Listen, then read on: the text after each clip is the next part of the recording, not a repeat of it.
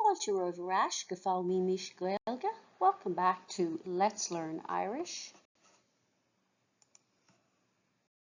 Level A1 topic godóiag Rannóg mothíre ag díriú isteach an Scríbhneoireacht.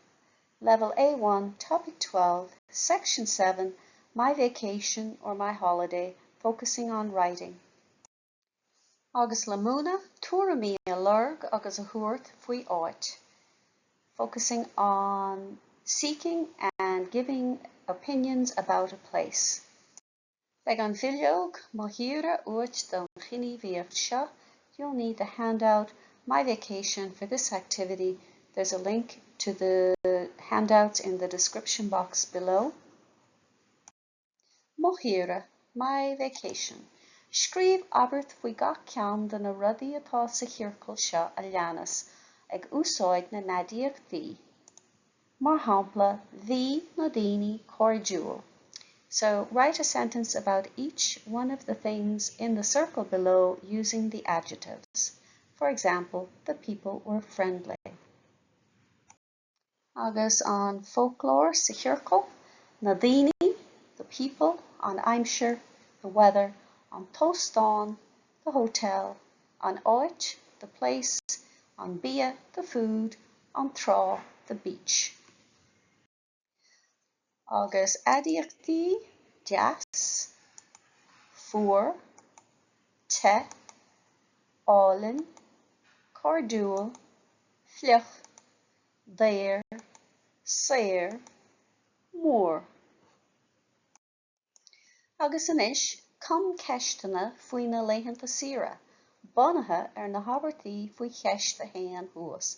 And now, compose questions about holidays or vacations based on the sentences that you wrote for number 1 above. Mar shampla, an raibh an aimsir rótha agus an rianmhar. Was the weather too hot and very sunny? An raibh an aimsir deas. Was the weather nice? Agus má tá study buddy agat, if you have a study buddy or a partner, anois má tá partner nó study buddy agat, chuir na ceistena nó uirthi faoi na Laethanta saoire. Now, if you have a partner, study buddy, ask them the questions about the vacation. Den tlach de córa dhéanamh le chéile bunaithe na ceistena agus na habairtaí. Practice conversation together based on the questions and answers you've written. Ganairi live. Good luck. Agus sin deire le Rannóg mothíre, le múna, túra mí a lurg agus a thuairt faoi áit. And that's the end of section 7, My Vacation, seeking and giving opinions about a place. Tá na nótaí agus bilóg a oibre le fáil in éineacht le cóid fuaimne agus nasca na Quizlet, suíomh lús cartaí. The lecture notes and worksheets to accompany the course, along with the MP3 files and Quizlet links, this is a flashcard website, are available. The original files are available to download at Theastas Eorpach na Gaeilge, teg.ie, or edited versions can be found at my website, simplyjacinta.com. Direct link is in the description box below.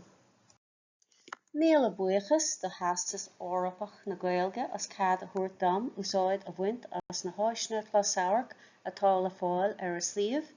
Many thanks to Theastas Eorpach na Gaeilge for their information to use the learning materials and resources that are available on their website. Tásúlgam gur bhain sibh tanna bhas. I hope you enjoyed it and got some use out of it. If you did, like and subscribe and share with your friends who may be interested in learning Irish.